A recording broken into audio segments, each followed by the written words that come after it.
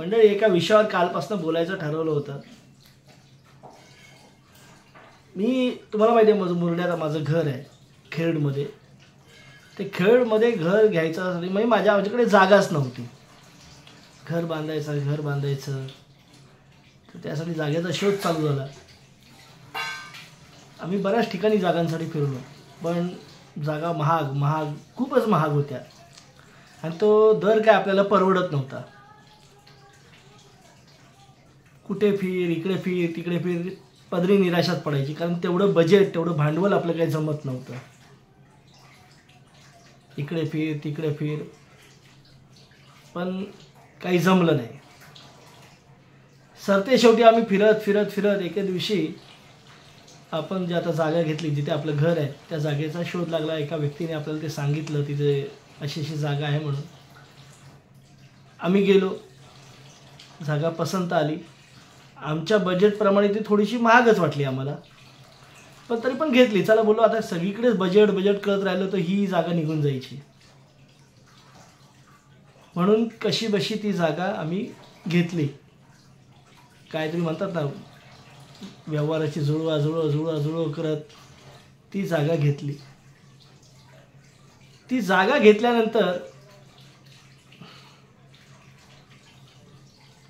आम्हाला बऱ्याच जणांनी विचारणा केली, तुम्हाला जागा कशी पडली, कशी की कोणत्या काय किमतीला पडली.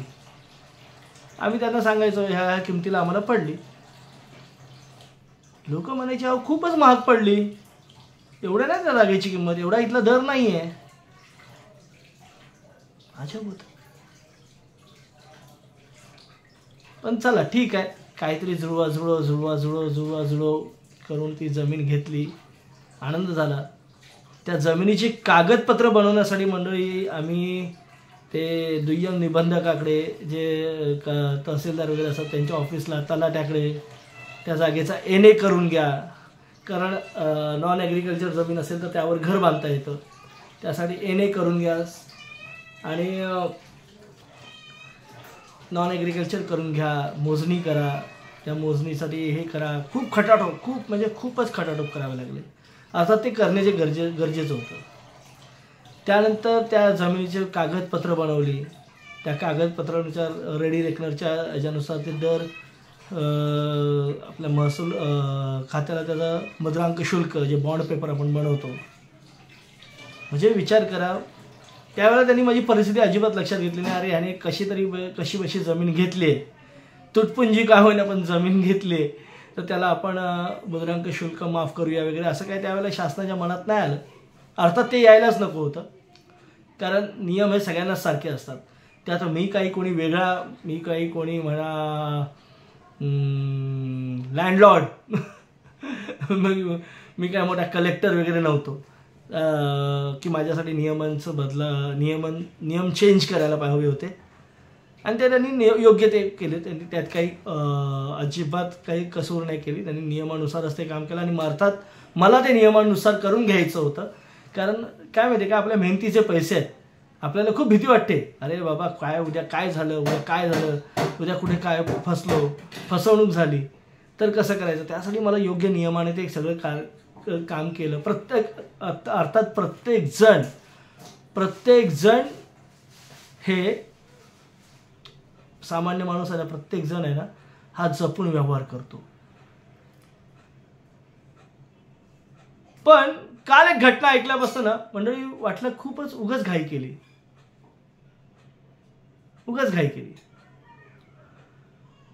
कारण आता सरकारी जमिनी आहेत ना, खूप महागड्या जरी असल्या, खूप महागड्या जरी असल्या तरी त्या स्वस्तात भेटतात असं मला वाटतं. कालचं एक प्रकरण ऐकलं आणि त्यावरनं तर असं वाटायला लागलं.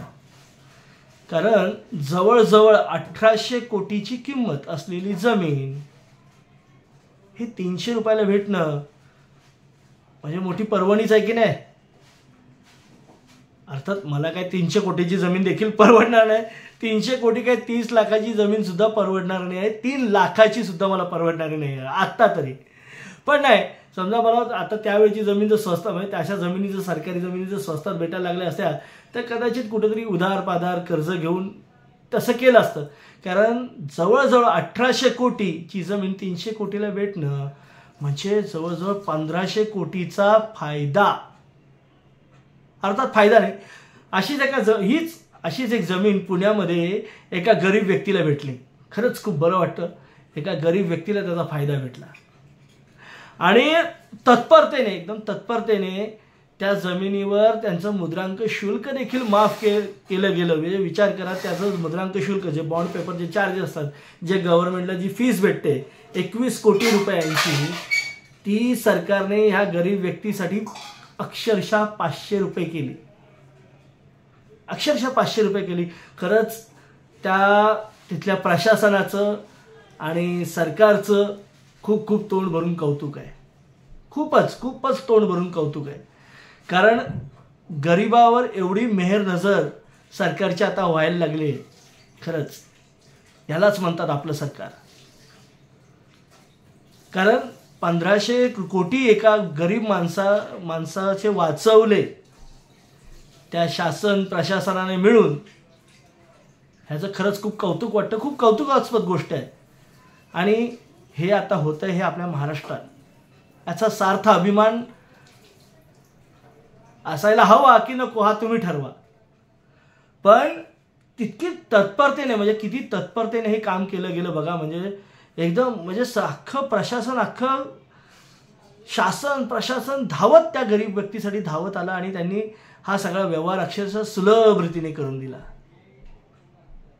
आता त्यावर टीका होते ते चुकीचं आहे.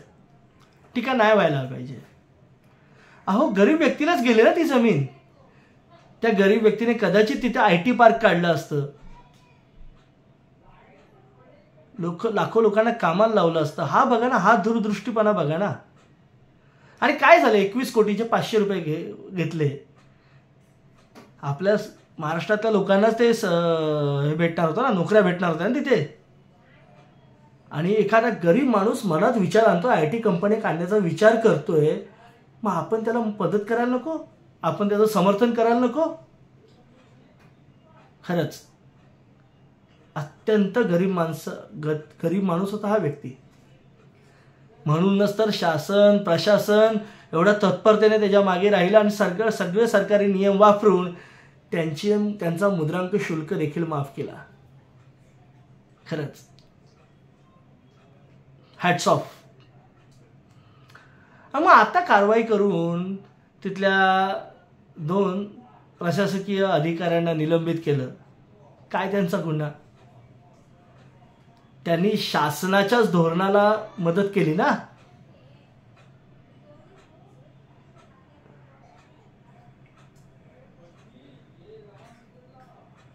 मंडळी, मी हे विडंबनाने बोलतोय हे तुमच्या एव्हाना लक्षात आलंच असेल. आजकाल विडंबनाने जर बोललं नाही ना मंडळी, जर थेट मी टीका केली असती ना, तर कदाचित मी देशद्रोही ठरलो असतो. पण हे बोलायला हवं. मी सुरुवातीला या बोलण्याच्या सुरुवातीला मी तुम्हाला जे उदाहरण सांगितलं ना मंडळी, ते एवढ्याच साठी सांगितलं. मी सामान्य माणूस आहे, माझ्या गाठीशी थोडेफार पैसे होते, माझंही स्वप्न होतं कुठेतरी जमीन घ्यावी, कुठेतरी आपलं स्वप्नातलं घर बांधावं. पण त्यावेळेला मला त्याचा फायदा झाला नाही. अर्थात मी याचा दोष कुणाला देत नाही, कारण जागेचे दर हे वाढतच होते. जागेचे दर हे वाढतच राहतात. पण मग पुण्यामध्ये हे नियम का बदलले गेले? आणि मुळात ही जमीन विकताच येत नव्हती, कुणाच्या अधिकार क्षेत्रातच येत नव्हती विकण्याच्या, तरीही ती विकली गेली.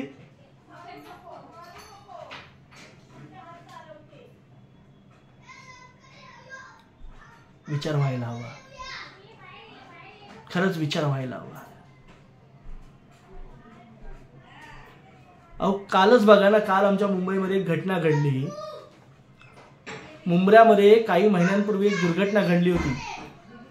त्या दुर्घटनेत आमचे सामान्य लोकच मेली होती.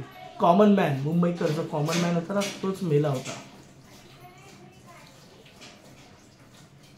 गर्दीत शेवटी त्याच्या मागे प्रशासनाने कारण दिलं, बॅगा घासल्या, त्याच्यामुळे ते लोक पडले, 5-7 लोक मेली, 5-7 लोक म्हणजे यांच्यापैकी काहीच नाही.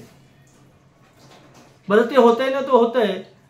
त्याच्यानंतर बऱ्याच महिन्यांनी तिथल्या 2 अभियंत्यांवर कारवाई केली गेली, त्यांना निलंबित केलं गेलं. ह्याच्या मागे कुठलाही सरकारी मंत्री निलंबित केला गेला नाही.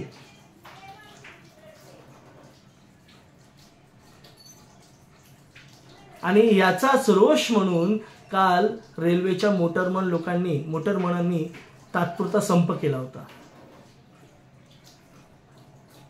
ऐन गर्दीच्या वेळी हा संप चालू होता.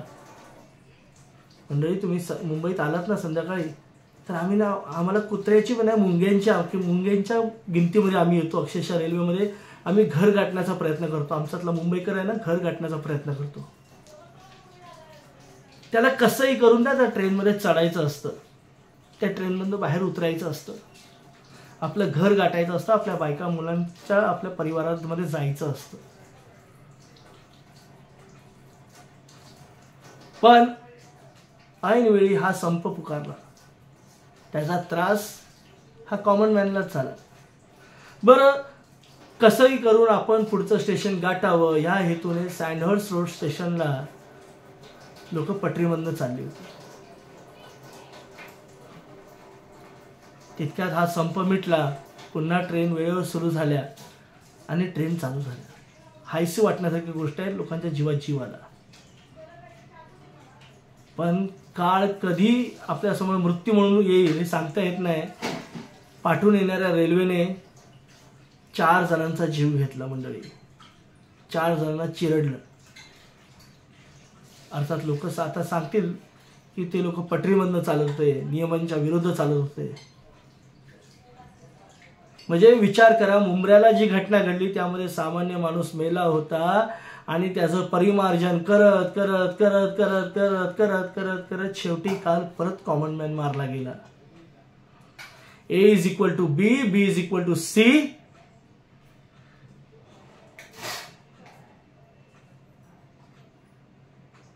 कॉमन मॅन मरणार, कॉमन मॅन मरणार आणि कॉमन मॅन मरणार. साध्यासहित सिद्धांत मांडला.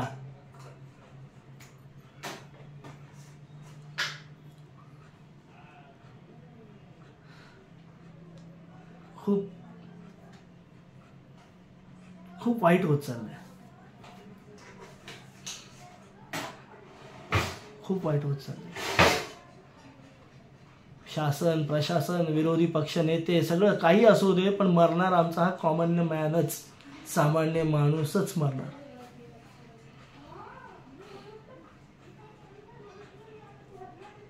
आमची मुलं काय स्वप्न उराशी घेऊन वाढणार आहेत देव जाणो. मी हा व्हिडिओ बनवायचा म्हणून बनवला नाही मंडळी, कारण माझे व्हिडिओ फारसे कोण बघतही नाही, पाहतही नाही. त्याला लाईक्स कमेंट येण्याची गोष्ट सोडा, कारण मी ते मनोरंजनाचे व्हिडिओ बनवतो, माझं मनोरंजन व्हावं म्हणून मी व्हिडिओ बनवतो.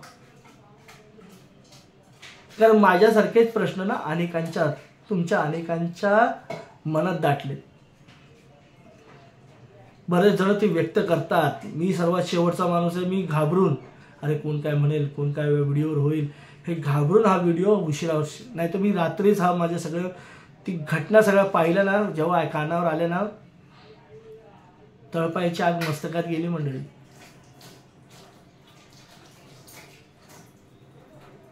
काय चूक आहे हो आमची? का आमचा शेतकरी मरतोय? का आमचा सामान्य कष्टकरी कामाला जाणारा वर्गच का मृत्युमुखी पडतोय? अर्थात कोणी सरकारमधल्या सुद्धा कोणी असं मृत्युमुखी पडू नये, कुणालाच या संकटाचा सामना करावा लागू नये अशीच अपेक्षा आमच्यासारखा कॉमन मॅन व्यक्त करतो. अरे सर्वच सुखी राहू द्या ना, सर्वांनीच नियम पाळायचे ठरवलेत ना, मग नियमाने जगू द्या ना सगळ्यांना.